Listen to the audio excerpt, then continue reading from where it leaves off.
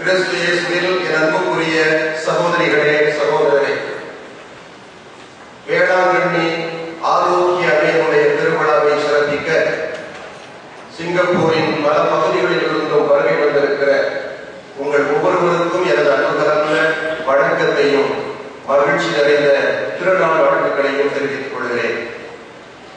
ஆரோக்கிய அன்னையினுடைய வழிகாட்டாலும் பரிந்துரையாலும் நம் ஆண்டவராகிய இயேசு கிறிஸ்து உங்கள் அனைவரையும் நிறைவாக ஆசீர்வதித்து எல்லாவித நோயிலிருந்தும், எல்லாவித கவலையிலிருந்தும், எல்லாவித பயத்திலிருந்தும் உங்களுக்கு விடுதலை கொடுத்து நீங்கள் உடல் உள்ள ஆரோக்கியத்தோடு எந்நாளும் இருக்க வேண்டும் என நான் அந்த அன்னையின் பெயரால் வாழ்த்துகிறேன்.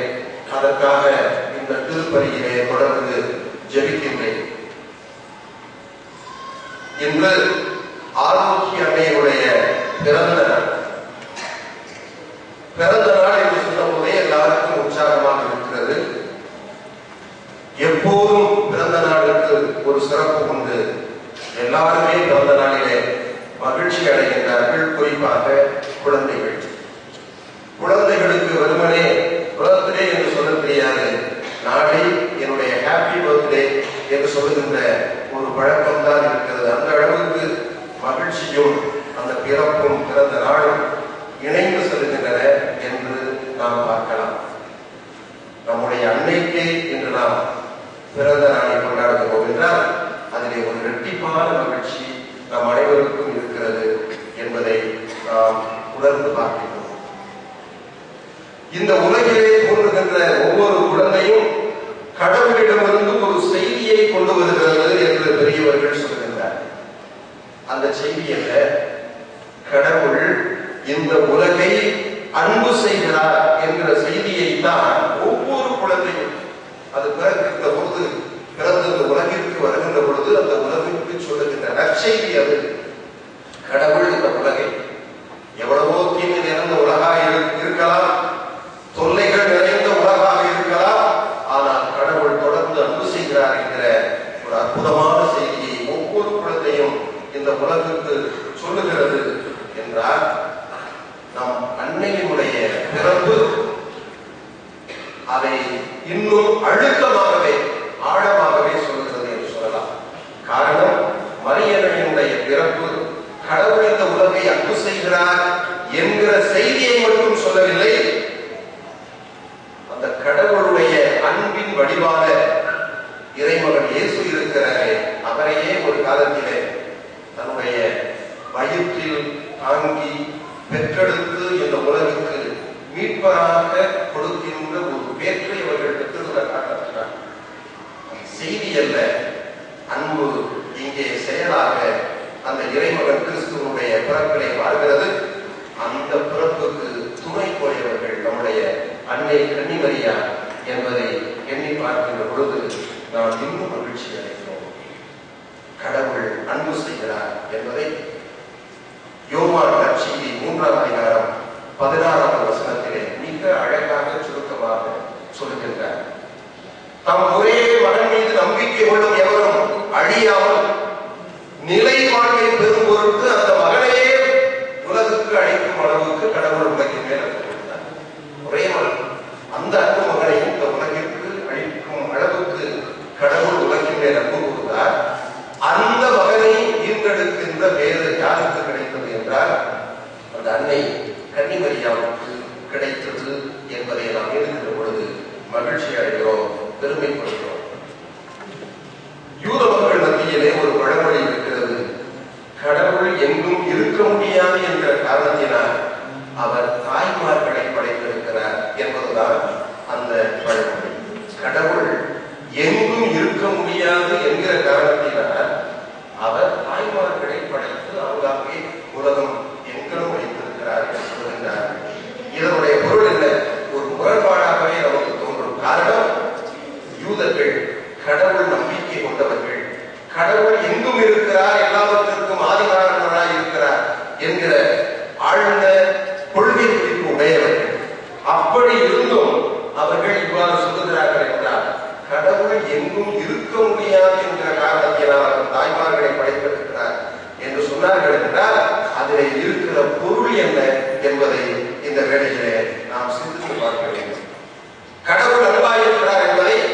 எல்லா மதங்களும் போதிக்கின்றன, கிறிஸ்தவமும் போதிக்கின்றது. இன்றைய 2ஆம் வாசகத்திலே நாம் கேட்போம். யோவான் நற்செய்தியாளர்களிலேயே யோவான் அந்த கருத்தை நற்செய்தியிலும் சரி, தம்முடைய 3 கடிதங்களிலும் சரி மிக தெளிவாக சொல்லுகின்றார். கடவுள் அன்பாய் இருக்கிறார் என்று. ஆனால் இந்த அன்பு கடவுளை நாம் எப்படி கண்கூடாக பார்க்கின்றோம், எப்படி நம்முடைய வாழ்க்கையிலே அனுபவிக்கின்றோம், எப்படி நம்முடைய துன்பங்கள் அல்லது சவால்களை சந்திக்கின்ற வேளையிலே அந்த கடவுள் இன்னும் தொடர்ந்து இந்த உலகை அன்பு செய்கிறார் என்பதை உணர்கிறோம். அந்த தாய்மார் வழியா நாம் ஒவ்வொருவரும் தாயினுடைய வயிற்றிலே 10 மாதங்கள் இருந்து வந்திருக்கின்றோம்.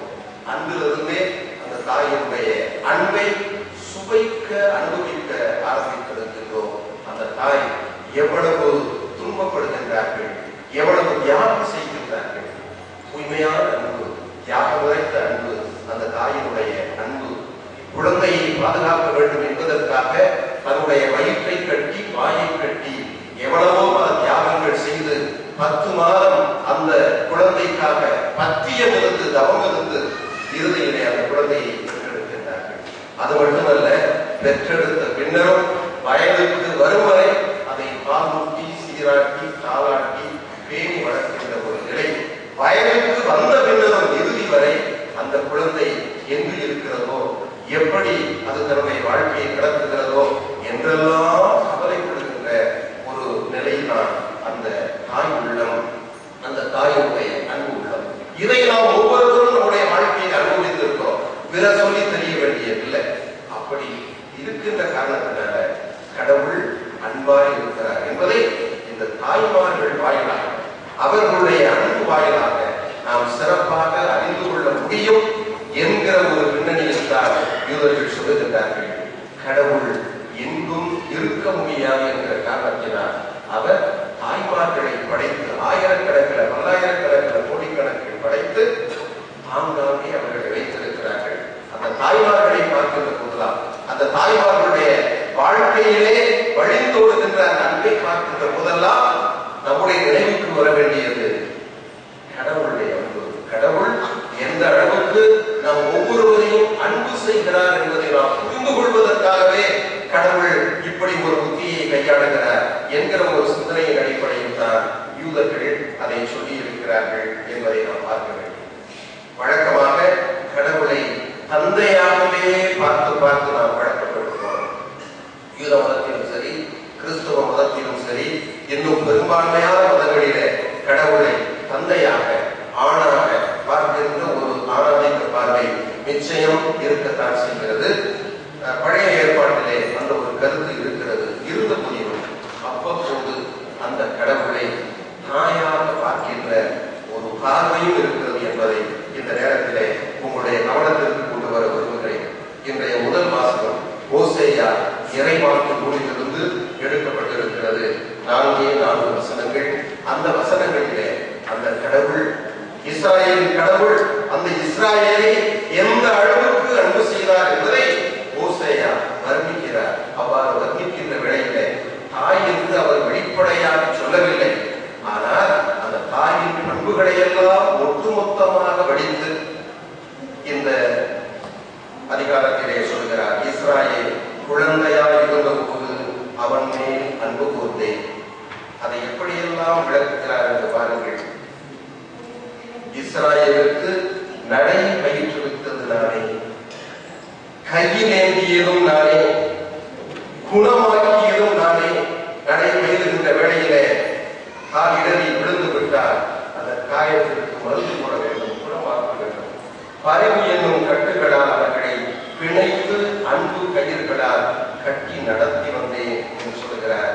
கடைசியில அவர்கள் பக்கம் சாய்ந்து உணவூட்டினேன், குழந்தை பக்கம் சாய்ந்து உணவூட்டினேன் என்று அந்த தாயினுடைய பண்புகளை எல்லாம் இயல்புகளை எல்லாம் அந்த இறைவனுக்கு ஏற்றி கடவுளை தன் தாயாக ஓசையா நமக்கு படம் பிடித்து காட்டுகின்றார். இதனாலோ என்னவோ அந்த இறைவனுடைய தாய்மையை இன்று நம்ம கிறிஸ்தவ வரையிலே, கத்தோலிக்க வரையிலே அந்த தாயின் வழிகளை பார்க்கிறோம், ஆரோக்கிய தாயின் வழிகளை பார்க்கிறோம் என்பதை நாம் மறந்துவிடக்கூடாது. அம்மா என்றால்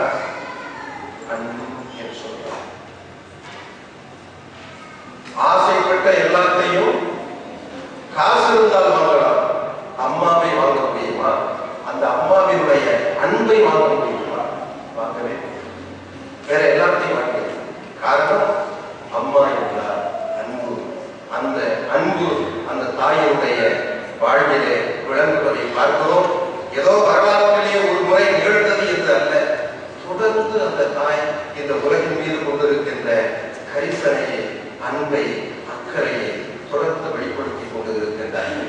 வேளாங்கண்ணியில் நடந்து ஏழை எளிய மக்களுக்கு காட்சி கொடுத்து அவர்கள் தேவையில் இருந்தபோது அவர்களுக்கு உதவி செய்து தம்முடைய அன்பை, இல்லை கடவுளுடைய அன்பை அந்த மக்களுக்கு வெளிப்படுத்தி இருக்கிறார்கள் என்றுதான் நாம் புரிந்து கொள்ள வேண்டும். இன்றைய நற்செய்தியிலே ஒரு அருமையான நிகழ்ச்சி, திருமண நிகழ்ச்சி. ஆனால் அங்கே ஒரு குறைபாடு, ரசம் தீர்ந்துவிட்டது. இதனால் பாதிக்கப்பட்டது யார்? ஏழை எளிய மக்கள். வசதி படைத்தவர்கள், பணக்காரர்கள் எல்லாம் ஏற்கனவே உணவு அருந்திவிட்டு சென்று விட்டார்கள், முதல் பந்தியில் அமர்ந்து சென்று விட்டார்கள். இறுதியிலே காத்திருக்கின்றது ஏழை எளிய மக்கள். அவர்களுக்கு ரசம் இல்லை, ரசம் இல்லை என்றால் பரவாயில்லை என்று மற்றவர்கள் எல்லாம் குறிப்பாக அந்த விருந்து கொடுப்பவர் திருமண வீட்டுக்காரர் இருக்கின்ற வேளையில மரியா குறிப்பறிந்து, யாரும் சொல்லல, இவர்கள் அதை கவனிக்க வேண்டிய தேவையே கிடையாது, கடமை பொறுப்பே இல்லை. இருந்த போதிலும் பால் நினைவூட்டும் தாய் அல்லவா, எனவே குறிப்பறிந்து அதனால் பாதிக்கப்படுபவர்கள் யார்? ஏழை எளிய மக்கள் என்பதை உணர்ந்து தன்னுடைய மகனிடம் கோரிக்கை வைக்கின்றார்கள். ரசம் தீர்ந்து விட்டது. அவர்களுக்கு, இந்த ஏழை எளிய மக்களுக்கு ரசம் தீர்ந்து விட்டது, ஏதாவது செய்மகனே என்று அந்த தாய் பாசத்தோடு அந்த மகனிடம் சொல்லுகின்றார்கள். மகன் கூட என்னுடைய நேரம் இன்னும் வரவில்லையே என்று சொன்னதையும் பொருட்படுத்தாமல் நம்பிக்கையோடு என் மகன் ஏதாவது செய்வார், இந்த ஏழை எளிய மக்களுடைய குறையை போக்குவதற்கு முன் வருவார் என்கிற நம்பிக்கையோடு அங்கிருந்த பணியாளர்களிடம் என்று சொல்லுகின்றார்கள். அவர்கள் உங்களுக்கு சொல்லுவதெல்லாம் செய்யுங்கள், அவர் உங்களுக்கு சொல்லுவதெல்லாம் செய்யுங்கள் என்று சொன்னார். அதன்படியே நடந்தது. தண்ணீரை திராட்சை ரசமாக, அதுவும் மிக விலை உயர்ந்த திராட்சை ரசமாக மாற்றி அந்த ஏழை எளிய மக்களுடைய குறை போக்கினார். அவர்கள் திருப்தியாக உணவருந்தி சொல்வதற்கு அந்த தாயினுடைய அன்பு அங்கே கருவியாக, காரணமாக இருந்திருக்கிறது என்பதை பார்க்கிறோம். அன்புள்ள சகோதரிகளே, சகோதரரே, உலகில் இருந்த நாம் அனைவரும் அன்புக்காக இயங்குகிறோம், அன்பு செய்யவும் துடிக்கின்றோம்,